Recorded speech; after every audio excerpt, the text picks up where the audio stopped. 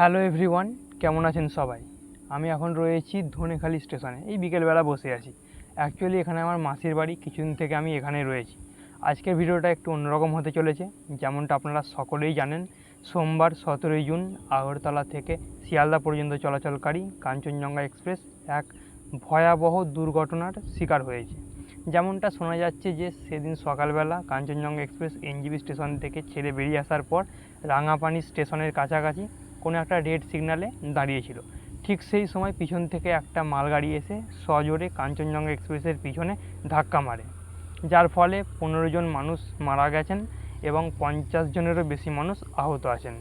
এই ঘটনাটা নিয়ে বিগত 2-3 দিন ধরে বিভিন্ন সোশ্যাল মিডিয়া থেকে শুরু করে বিভিন্ন নিউজ চ্যানেলে বিভিন্ন জায়গায় অনেক জলঘোলা হয়েছে।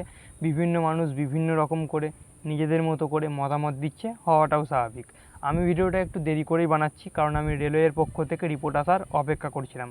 তাহলে চলুন আজকে রেলওয়ের পক্ষ থেকে যা জানানো হয়েছে তার উপর ভিত্তি করে জানা যাক যে এই ট্রেন দুর্ঘটনাটা কী করে ঘটলো এবং তার জন্য দায়ী কে।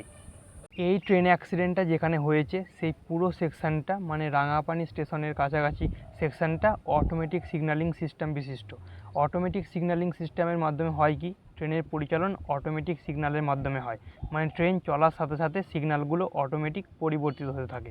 বিষয়টা একটুখানি বুঝে নিন। ধরুন কোনো ট্রেন কোনো গ্রিন সিগন্যাল যখন ক্রস করে, তখন সেই সিগন্যালটা মানে পিছনের সিগন্যালটা রেড হয়ে যায়। তার আগে সিগন্যালটা ইয়েলো সিগন্যালে কনভার্ট হয়। ইয়েলোর আগে সিগন্যালটা ডবল ইয়েলোতে কনভার্ট হয়, আর ডবল ইয়েলোর আগে গ্রিন থাকে।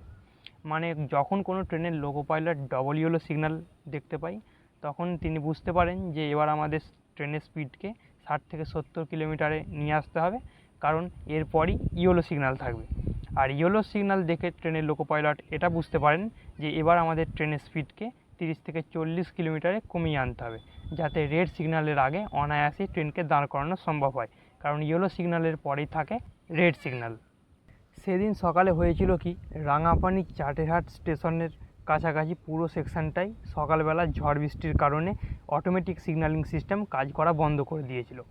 এবার কোনো কারণে যদি কোনো অটোমেটিক সিগন্যালিং সিস্টেম কাজ করা বন্ধ করে দেয়, তাহলে রেলওয়ের পক্ষ থেকে একটা মানে নিয়ম জারি করা আছে যে যেখানে সিগন্যাল সিস্টেম ফেলিওর হবে সেখানকার যিনি স্টেশন মাস্টার থাকবেন তিনি ট্রেনের লোকো পাইলটদের টিএ 912 নামক একটা লিখিত অথরিটি দিয়ে ট্রেন আগে নিয়ে যেতে পারবেন। এই টিএ 912 অথরিটির কিছু নিয়মাবলী আছে। মানে যেখানে এই সিগন্যাল সিস্টেম ফেলিওর হয় সেখানকার ট্রেনের লোকো পাইলটদের এমন বলা থাকে যে আপনি এখানে রেড সিগন্যাল অবস্থাতেও ট্রেন আগে নিয়ে যেতে পারবেন, কিন্তু সেই সময় ট্রেনের স্পিড থাকবে মাত্র 10 থেকে 15 কিলোমিটার।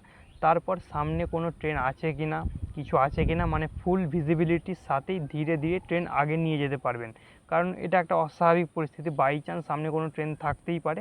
এভাবেই যখন সিগন্যাল ফেলিওর হয় তখন ট্রেনগুলোকে পাস করানো হয়।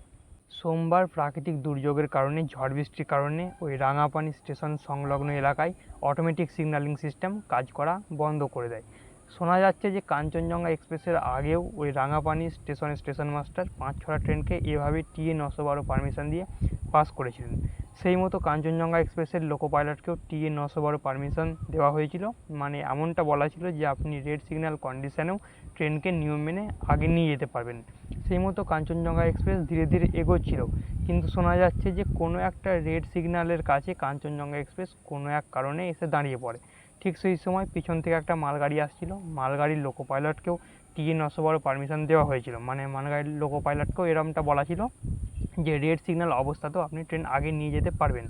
কিন্তু যখন মালগাড়িটি কাঞ্চনজঙ্ঘা এক্সপ্রেসের পিছনে এসে ধাক্কা মারে, তখন শোনা যাচ্ছে যে মালগাড়ির স্পিড 50 কিলোমিটারেরও বেশি ছিল, কিন্তু মালগাড়ির লোকো পাইলটের উচিত ছিল 10 থেকে 15 কিলোমিটার স্পিড রাখার টিএ 912 অথরিটি অনুযায়ী, যাতে বাই চান্স সামনে কোনো ট্রেন থাকলে যাতে অনায়াসে ট্রেনটাকে থামানো যায়। প্রথমত এখানে গুডস ট্রেনের লোকো পাইলটের নিয়ম না মেনে ট্রেন 50 কিলোমিটারেরও বেশি স্পিডে নিয়ে যাওয়া, যেখানে তার উচিত ছিল 10 থেকে 15 কিলোমিটার প্রতি ঘন্টা স্পিডে ট্রেন নিয়ে যাওয়া।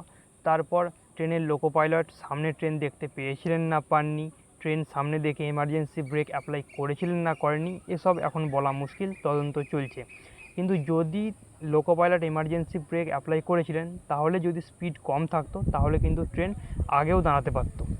এখানে টিএ 912 অথরিটির আরও একটা নিয়ম আছে যে কোনো ফেলিওর সিগন্যাল কন্ডিশানে পিছনের কোনো ট্রেনকে ততক্ষণ পর্যন্ত না প্রসিড সিগন্যাল দেওয়া হবে যতক্ষণ পর্যন্ত না তার আগের ট্রেন ওই পুরো ব্লক সেকশানটা পার করে যায়। কিন্তু এখানে কাঞ্চনজঙ্ঘা এক্সপ্রেস ওই সেকশানটা পার করেনি, কিন্তু তা সত্ত্বেও কেন রাঙাপানি স্টেশনের স্টেশন মাস্টার পিছনের মালগাড়িকে প্রসিড সিগন্যাল দিয়েছিলেন, এসব প্রশ্নের উত্তরে এখনও দেওয়া যাচ্ছে না। তদন্ত চলছে, এ বিষয়ে রেলের সিআরএস টিম কাজ করছে। তবে প্রাথমিকভাবে এটুকু বোঝা যাচ্ছে যে গুডস ট্রেনের লোকো পাইলট নিয়ম না মেনে অতিরিক্ত স্পিড, মানে যেখানে 15 কিলোমিটার ম্যাক্সিমাম স্পিড রাখা কথা ছিল সেখানে 50 কিলোমিটারেরও বেশি স্পিডের ট্রেন নিয়ে আসছিলেন। সেই জন্য তিনি ট্রেন কন্ট্রোল করতে পারেননি এবং এই কারণেই দুর্ঘটনাটা ঘটেছে। যাই হোক, এই ট্রেন দুর্ঘটনার জন্য দায়ী রেলওয়ে। ভুল যারই হোক, লোকো পাইলটের হোক, গার্ডসের হোক, পয়েন্টসম্যানের হোক, সবাই রেলওয়ের এমপ্লয়ি, তাই দায়টাও রেলওয়েকে নিতে হবে। ট্রেন জার্নি অবশ্যই ইন্টারেস্টিং, মানুষ ট্রেনে চাপতে ভালোবাসে। আমিও অনেক দূরপাল্লার ট্রেন জার্নি করি, তার ডিটেলস ট্রেন জার্নি ব্লগ আপনাদের সামনে তুলে ধরি। কিন্তু এভাবে যদি প্রতি বছর এভাবে মর্মান্তিক ট্রেন দুর্ঘটনা হতে থাকে তাহলে মানুষ ট্রেনে চাপতে ভয় পাবে, রেলওয়ের উপর থেকে মানুষের ভরসা আস্তে আস্তে উঠে যাবে। এই সব ঘটনাগুলো সম্পূর্ণ দায় রেলওয়েকে নিতে হবে, সমস্ত ভুল সমস্ত অবহেলা শুধরে নিতে হবে। রেলওয়েতে ভ্যাকান্সির সমস্যা তো আছেই, বিভিন্ন নিউজ চ্যানেলে সোশ্যাল মিডিয়ায় এখনও শোনা যাচ্ছে যে ওই মালগাড়ির লোকো পাইলট নাকি 22 ঘন্টা ডিউটি করেছিল। যদিও এই কথা কতটা সত্যি এখনও জানা যায়নি, কিন্তু রেলওয়েতে ভ্যাকান্সির সমস্যা তো আছেই। দু একটা ইউটিউব চ্যানেল ফলো করি আমি, মানে লোকো পাইলটদের ইউটিউব চ্যানেল, তাতে স্পষ্ট দেখা যায় যে রেলওয়ে লোকো পাইলটদের ওভারটাইম করার জন্য এক প্রকার বাধ্যই করে। বিভিন্ন স্টাফ, লোকো পাইলট থেকে শুরু করে গার্ড, এনারা প্রপার রেস্ট পাবেন, তাদের ঘুমিয়ে পোষাবে, তবেই তো তারা ভালো কাজ করবে, তবেই তো যাত্রীরা সেফ থাকবে। এসব বিভিন্ন বিষয়ে রেলওয়ের নজর দেওয়া উচিত। আর আমাদেরও চুপ করে থাকলে হবে না, বিভিন্ন সোশ্যাল মিডিয়ার গ্রুপে, টুইটারে কথাগুলো জানাতে হবে যাতে কথাগুলো সঠিক জায়গায় পৌঁছাতে পারে। যেসব ট্রেনগুলো এখনও পুরনো আইসিএফ কোচ নিয়ে চলছে সেই সব ট্রেনগুলোকে অবিলম্বে এলএইচবি কোচ দেওয়া হোক। রেলওয়ে স্পেশাল ট্রেনগুলোকে তো এলএইচবি কোচ দিয়ে চালাচ্ছে, আর কাঞ্চনজঙ্ঘা এক্সপ্রেসের মতো বহুদিনের পুরনো অনেক লম্বা দূরত্ব অতিক্রমকারী ট্রেনগুলো এখনও আইসিএফ কোচ নিয়ে চলছে। মানে বিভিন্ন বিষয়ে নজর দিতে হবে, যাত্রীদের সুরক্ষা বাড়াতে হবে, এসব বিভিন্ন বিষয়ে রেলওয়ে নজর দিতে হবে। না হলে রেলওয়ের উপর থেকে মানুষের ভরসা দিনে দিনে হারিয়ে যাবে।